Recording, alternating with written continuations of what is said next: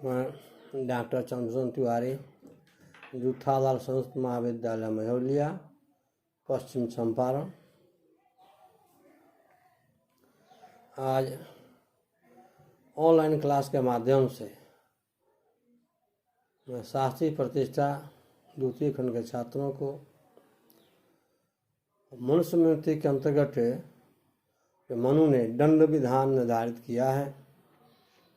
दंड क्यों दिया जाए, दंड क्यों आवश्यक है, दंड का स्वरूप क्या है, इस संदर्भ में छात्रों को अवगत कराना चाहूँगा कि मनुस्मृति में जो दंड व्यवस्था है वो किस तरह समाज में लोगों के पास उपस्थापित किया जाए।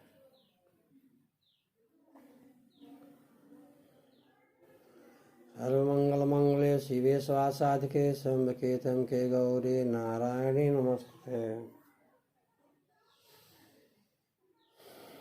जैसा कि हम जानते हैं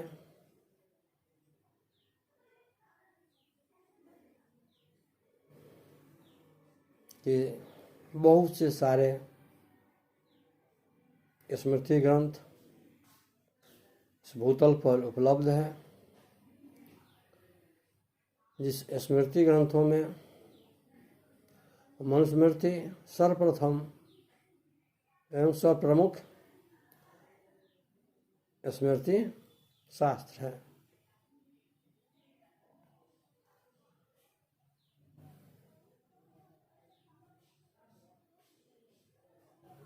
मनु प्रथम राजा है, मनु आदर्श राजा है और मनु ने अपने स्मृति शास्त्र मनुस्मृति में जो दंड की व्याख्या की है वो अत्यंत ही आवश्यक है,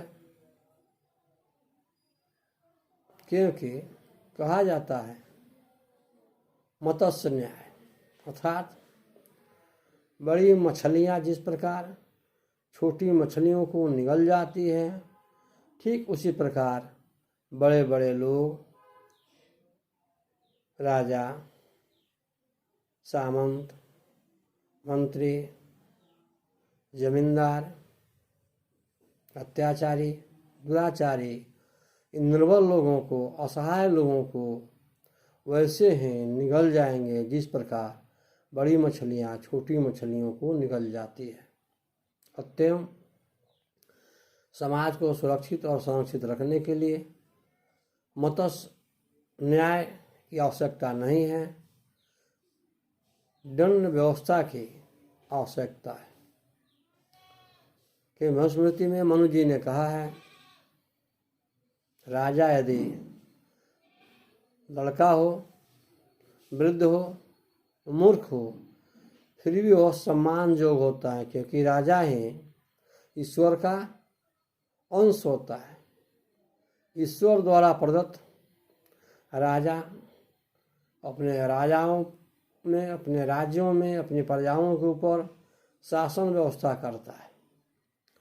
और कहा गया है जैसी राजा वैसी प्रजा, अर्थात राजा न्यायोचित, धार्मिक, सुसंस्कृत होगा तो उससे राज्य की प्रजा भी धार्मिक, व्यवहारिक और सुसंस्कृत होगी।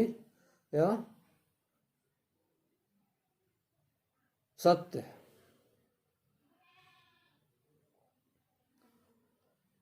यदि राजा अपने राज्य में दंड का विधान नहीं करे तो प्रजा स्वतंत्र रूप से व्यभिचार पर उतारू हो जाती है, लूट खसोट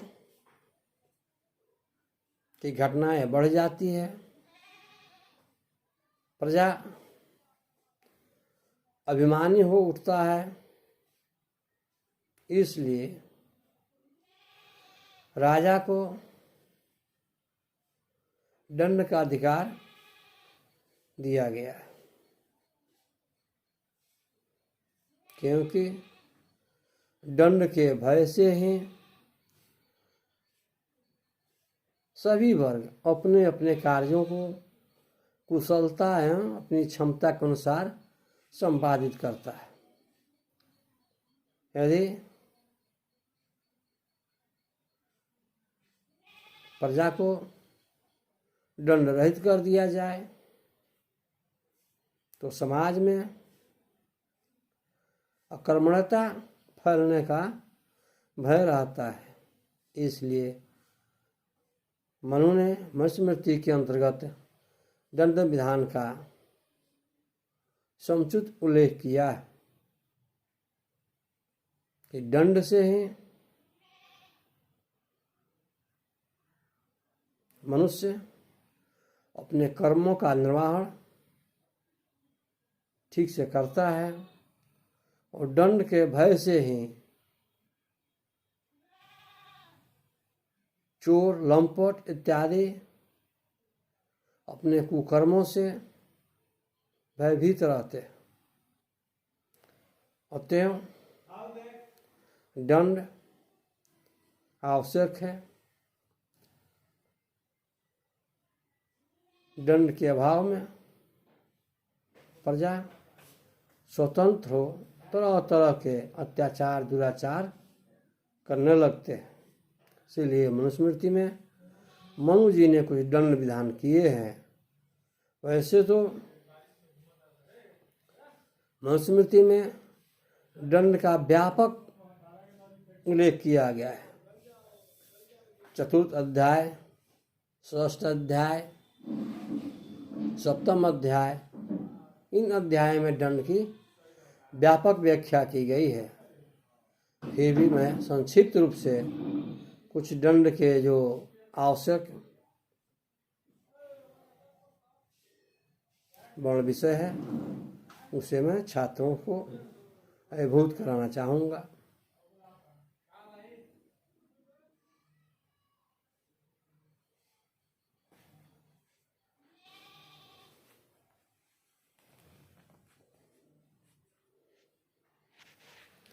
यह सर्वविदित है कि धर्मशास्त्र धीजों के रक्षार्थ एवं धनोपार्जन का एक माध्यम है। यदि मनुष्य अपने धार्मिक कार्यों का करना छोड़ दे तो संसार में अराजकता व्याप्त हो जाएगी, जिससे राजा को अपनी शासन व्यवस्था में अनेक प्रकार की कठिनाइयों का सामना करना पड़ता है। अर्थात बहुत सारी समस्याएं राज्य में उत्पन्न हो जाती हैं, जिसका समाधान अंत में राजा के लिए दुष्कर हो जाता है। इसलिए प्रजा को सुरक्षित एवं प्रसन्नचित रखने के लिए दंड व्यवस्था परम आवश्यक है। मनुस्मृति के सप्तम एवं अष्टम अध्याय में मनु जी ने जो दंड व्यवस्था का सम्यक रूप से वर्णन किया है तो इस प्रकार है। मनुवर्धित दंड तो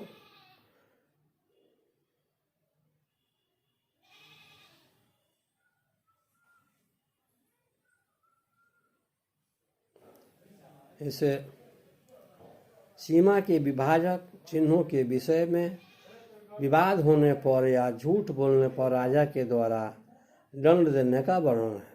अर्थात कोई व्यक्ति सीमाओं का अतिक्रमण करे, सीमाओं के विवाद में झूठा साक्ष्य प्रस्तुत करे तो राजा उसे दंड दे सकता है। जो व्यक्ति डर या भय दिखाकर दूसरों का घर, तालाब या बगीचे, खेत पर हरण करे तो उसके लिए मनुस्मृति में दंड निश्चित किया गया है, जिससे इन तालाबों, बावलियों, बगीचों के विवाद को सुलझाया जा सकता है।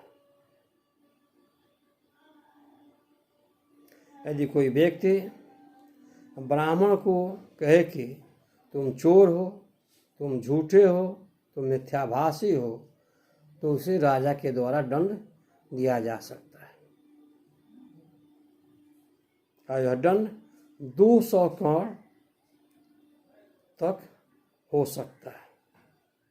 यदि कोई क्षत्रिय को यह कहा जाए तुम चोर हो, कायर हो, तो 50 करसाण दंड के रूप में देने पड़ते थे।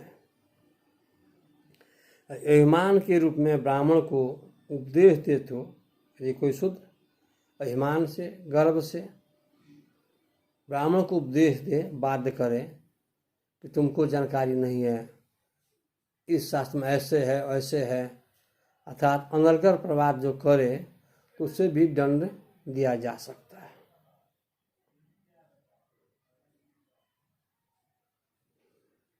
यदि कोई शूद्र जुदाती को मारने के लिए हाथ उठाता है तो उसके हाथ काट दिए जाते थे। जुदातियों को मारने पर शूद्रों के हाथ काटे जाते थे। ऐसा मनुस्मृति में दंड विधान का उल्लेख किया गया है।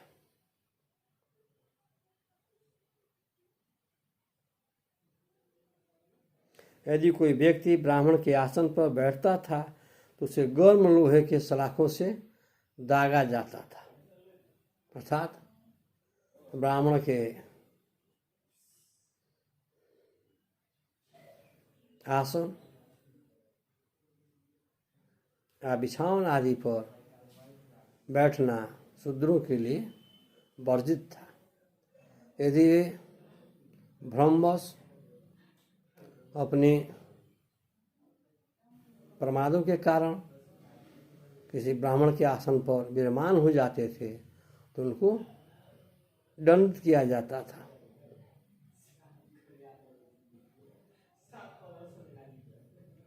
कोई व्यक्ति यदि ब्राह्मण के ऊपर अस्त्रों से प्रहार करता था तो उस अपराधी को भी मनुस्मृति के आधार पर दंडित किए जाने का प्रावधान है।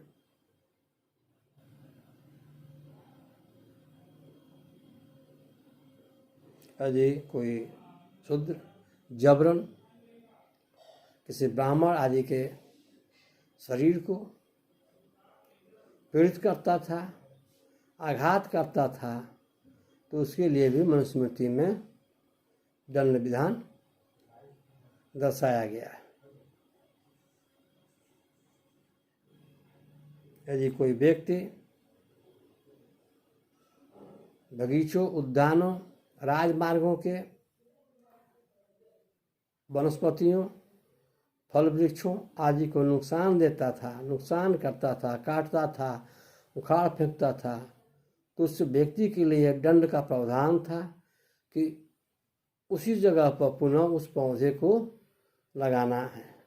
यदि वह दोषी व्यक्ति, घमंडी व्यक्ति उन वृक्षों को पुनः नहीं लगाता था तो उसके लिए 50 करसाण दंड का विधान मनुस्मृति में किया गया है।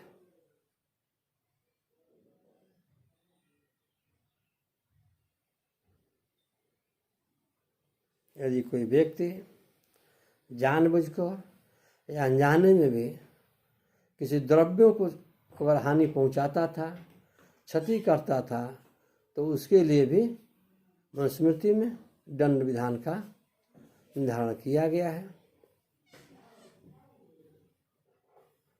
इस प्रकार हम देखते हैं कि यदि कोई अभिमानी पुत्र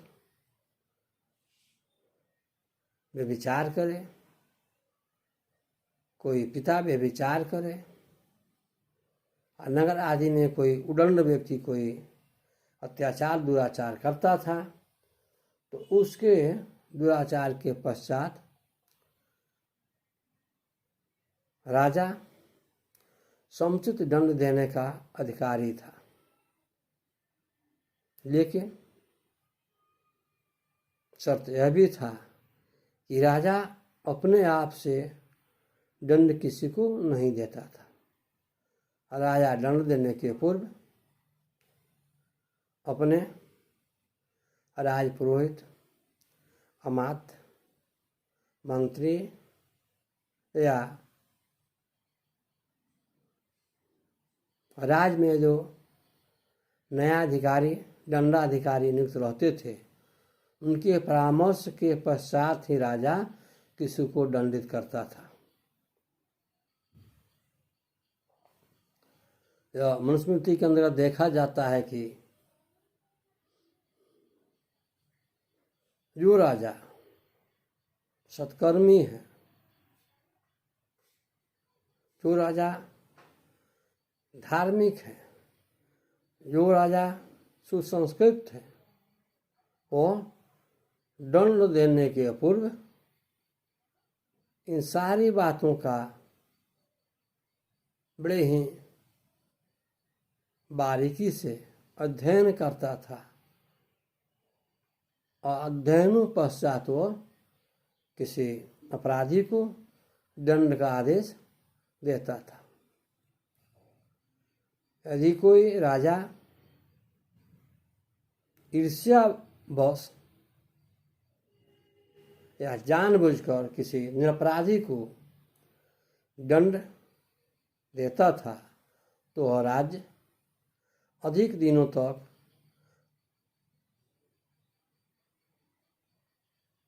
टिक नहीं पाता था। वहाँ तरह तरह के राजद्रोह, प्रजा का कोप राजा को भोगना पड़ता था। इसलिए कहा गया है कि जो राजा जैसा था, यदि वो धार्मिक था तो धर्म के अनुसार, नीति के अनुसार ही किसी को दंड देता था। यदि वो राजा धार्मिक था, दुराचारी होता था, तो ईर्ष्यावश दूसरों को दंड देता था, जिससे तरह तरह के कष्ट या राजद्रोह राजा को सहने पड़ते थे। इस प्रकार हम देखते हैं कि मनुस्मृति में मनु जी ने जो दंड विधान की व्याख्या की है वो अत्यंत महत्वपूर्ण है। तरह तरह के अपराधों के लिए तरह तरह के दंड विधान का प्रयोग मनुस्मृति में किया गया है। अर्थात किसी राज्य को सुव्यवस्थित रखने के लिए, उस राज्य के संरक्षण के लिए, राज्य के अटूट संप्रभुता के लिए दंड विधान परम आवश्यक है, जिसका मनुस्मृति में सम्यक वर्णन किया गया है।